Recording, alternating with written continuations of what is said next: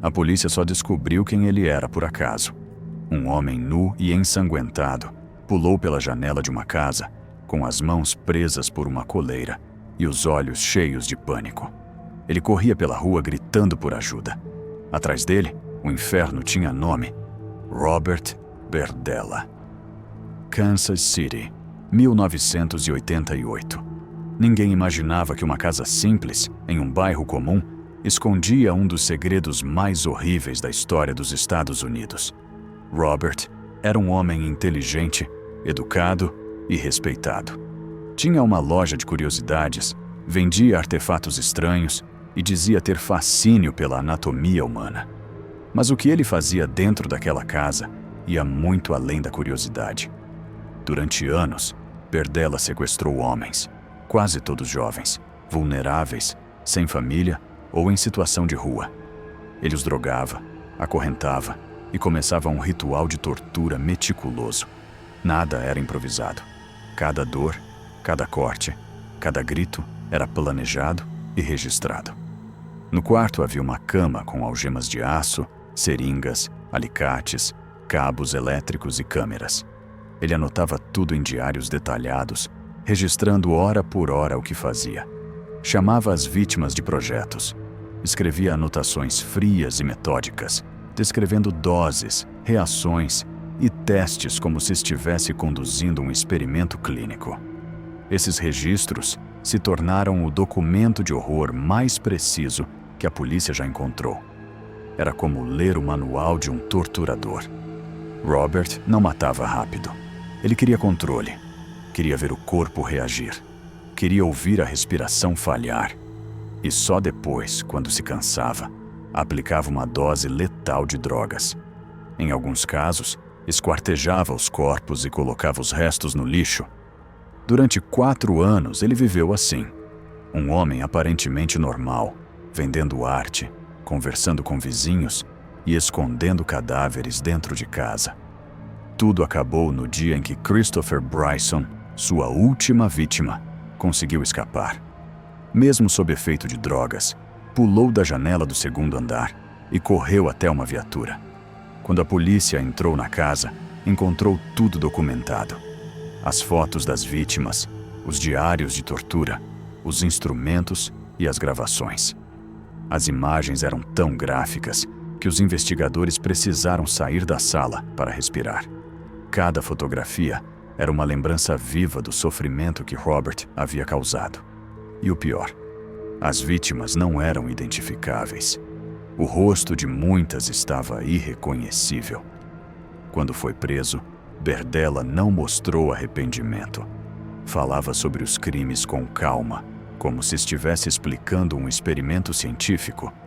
Dizia que fazia testes para entender o limite entre a dor e a consciência humana. Durante o julgamento, foi chamado de o Carniceiro de Kansas City. Condenado à prisão perpétua, passava os dias escrevendo e tentando justificar o que fez como ciência experimental. Nunca pediu perdão, nunca chorou. Apenas dizia que o corpo humano era uma máquina interessante quando se sabia o que fazer com ela. Em 1992, 4 anos após a prisão, Robert Berdella morreu na cadeia. Ataque cardíaco. O mesmo destino de tantos monstros que acreditaram poder desafiar a morte. A casa onde tudo aconteceu foi demolida, mas o terreno continua vazio. Ninguém quis morar lá. Os vizinhos dizem que, à noite, o vento que passa por ali parece carregar um som diferente.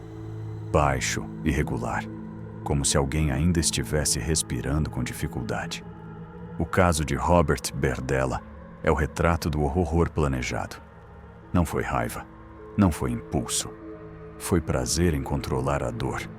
Um homem comum, com um sorriso discreto, que acreditava ser Deus dentro de um quarto. E talvez, por alguns anos, ele tenha sido.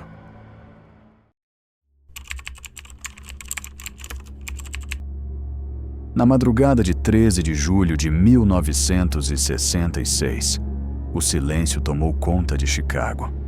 Era uma noite quente, abafada, daquelas em que o ar parece pesar.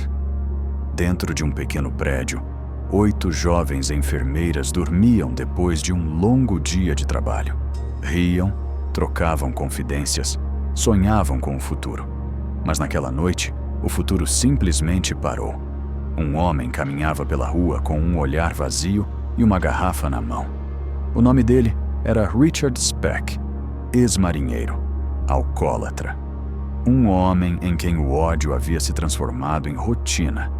Desde pequeno, conheceu a violência como única forma de comunicação. Apanhava do padrasto e aprendeu a devolver o mundo na mesma moeda. Trabalhou em portos, viajou com a marinha mercante e colecionou prisões por roubo, agressão e estupro. A cada fracasso, bebia mais. A cada gole, a raiva crescia. Naquela noite, Speck não tinha um plano. Tinha apenas a certeza de que alguém precisaria pagar por tudo que ele odiava. Viu as luzes acesas de um dormitório de estudantes de enfermagem. Subiu as escadas, forçou a janela e entrou. Estava armado com uma faca e uma pistola. O destino já tinha escolhido as vítimas. Ele acordou as enfermeiras uma a uma, ordenando que ficassem em silêncio.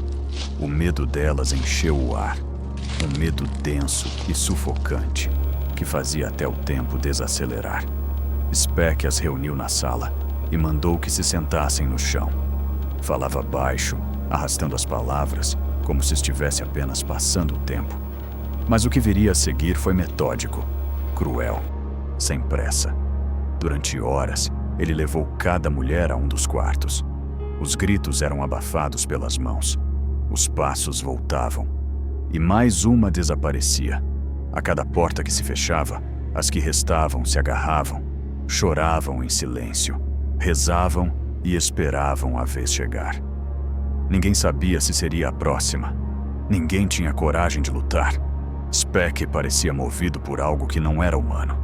Alternava entre frieza e euforia. Sussurrava insultos, ria sozinho e depois voltava ao silêncio, observando o medo delas como quem contempla uma obra. Ele não procurava prazer, procurava controle. Queria ver o desespero se espalhar lentamente. Quando o sol começou a nascer, a casa estava em ruínas. O chão coberto de sangue, os corpos jogados em posições aleatórias. O massacre havia durado 6 horas. 8 mulheres jovens, com sonhos e vidas inteiras pela frente, agora faziam parte de uma cena impossível de esquecer. Mas o mal, por um erro de cálculo, não matou todas. Uma delas, Corazon Amural, conseguiu sobreviver. Escondeu-se debaixo de uma cama, imóvel, por quase um dia inteiro. Ouviu tudo: os gritos, o choro, os passos, o silêncio final. Quando Speck foi embora, ela ficou ali, trancada pelo próprio medo. Somente quando o sol voltou pela janela, reuniu coragem e saiu. Foi ela quem descreveu o rosto do assassino e ajudou a polícia a encontrá-lo. Speck tentou fugir, mas não foi longe.